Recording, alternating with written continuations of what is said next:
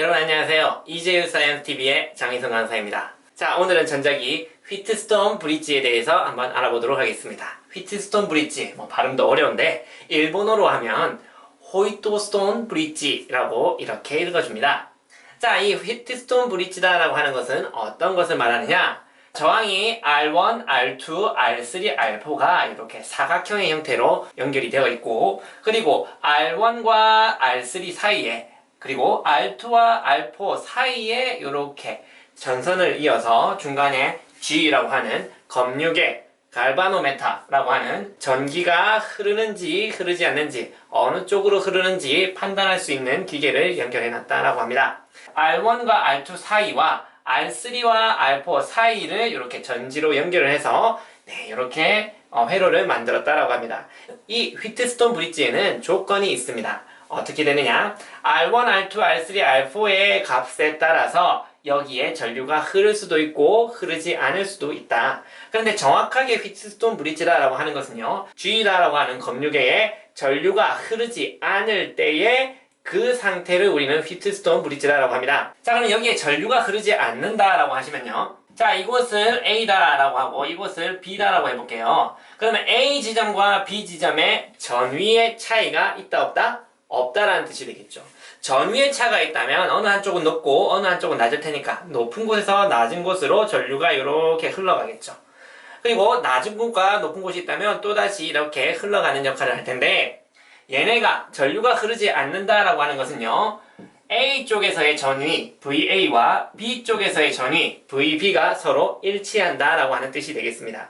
자, 전지에서의 전압을 V다라고 한다면 플러스 쪽이 전위가 높을 때니까 이쪽이 V, 이쪽이 0이다 라고 생각을 해보도록 하겠습니다.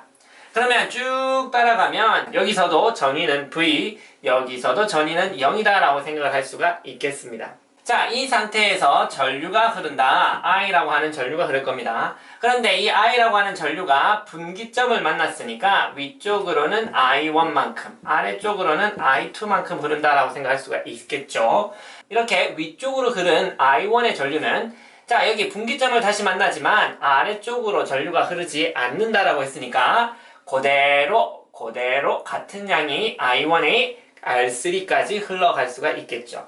여기도 마찬가지로 I2가 지나갔지만 여기 분기점에서 위쪽으로 가는 전류가 없기 때문에 다시 그대로 I2가 R4다라고 하는 저항에 흐른다라고 볼 수가 있겠습니다.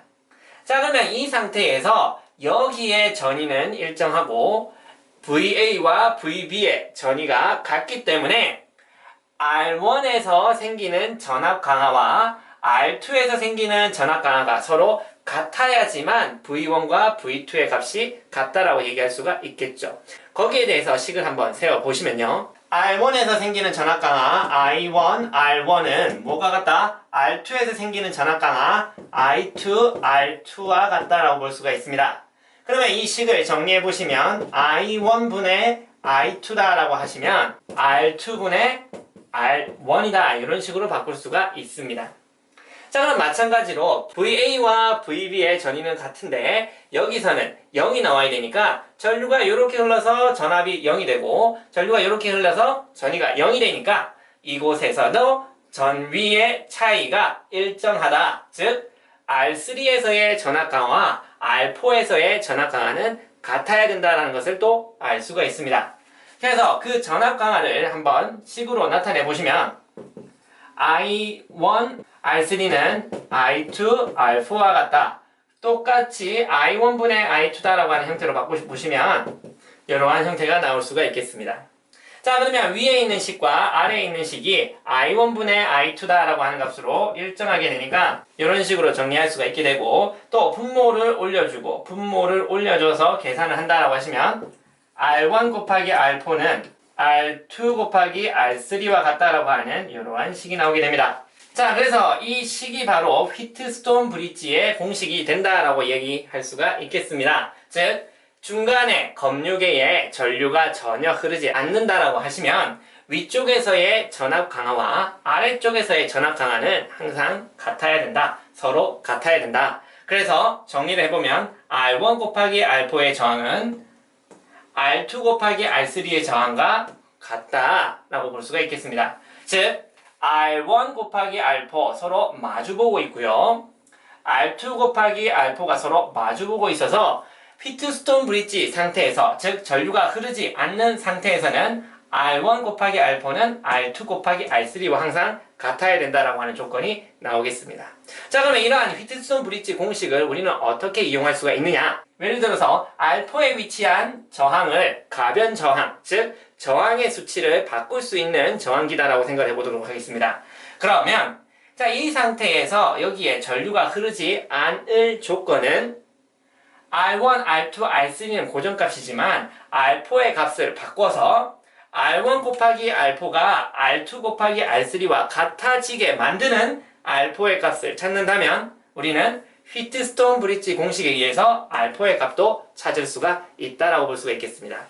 자, 이렇게 간단해 보이지만 이러한 조건들, 그리고 이것이 휘트스톤 브릿지다라고 하는 것을 모른다라고 하시면 이 회로를 봤을 때 여러분 굉장히 당황스러운 느낌을 받을 겁니다. 그래서 이러한 조건에서는 휘트스톤 브릿지의 공식이 성립한다라는 것을 알고 정확하게 문제를 풀 수 있도록 했으면 좋겠습니다. 자, 오늘의 내용은 여기까지고요. 자, 여러분 조금이라도 질문이 있으면 아래의 주소로 연락 주시길 바라겠습니다. 자, 이 내용이 여러분께 도움이 됐다면 구독과 좋아요 꼭 눌러주세요. 자, 그럼 우리는 다음 시간에 더 좋은 내용으로 다시 만날게요. 그럼 안녕!